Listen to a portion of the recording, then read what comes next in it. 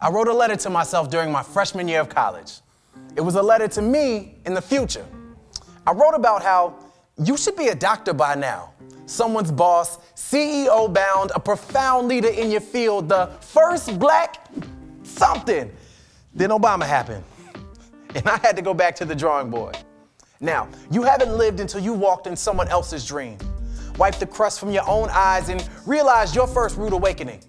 In college, your boy slept in one too many mornings, hit the snooze button till nothing was left but a bunch of failed tests and excuses that were useless when I looked at my professor and he told me, "You don't belong at this institution.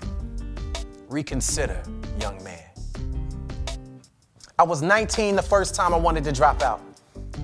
I had my home number dialed in my phone, but something told me not to press send. If I could have written a letter to me now, back then, I would have told myself that every morning you rise, you've already defied an odd, even if the best you can do is finish. You've been given an opportunity to skew their data, tell them they were wrong about you. Every morning you rise, you do so with a renewed mind, and yes, sometimes it'll be harder than others. There'll be nights you won't forget, and nights you'll lament. You'll break a heart or two till a part of you feels lost. Like you drifted so far from shore, you'll capsize in an ocean of your own tears. You'll try to drown your sorrows, barter your lungs for gills, cause you feel like being submerged in temptation makes the most sense, but let it go, cause you were born to succeed swimmingly. Today, instead of just keeping your head above water, you'll learn to harbor the dreams of your ancestors, backbent, picking cotton. That pain that shot through your lower lumbar was them knocking, reminding you that you have the right to bend over and leave no stone unturned too many times.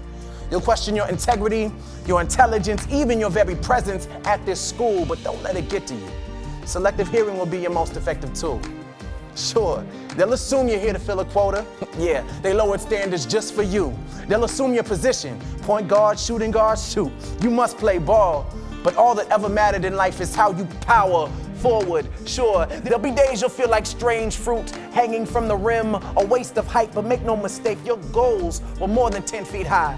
Sometimes you have to remind yourself to shoot for the stars, because your problems are merely constellations, shimmering images of what made you beautiful, brilliant, a resilient representation of your mother, father, sister, aunt, uncle, cousin, whatever village that raised you and gave you life. So turn your tassel without turning your back on the place that made you. Your name is not the only one on that diploma. So go forth and prosper, but work. You work until your GPA sounds less like a grade point average and more like God's purpose in action. All we have is faith, and I pray you step out daily, unafraid of becoming you. Because life's a university, but the intuition is free. So spend your time like money and use it wisely, finding your voice.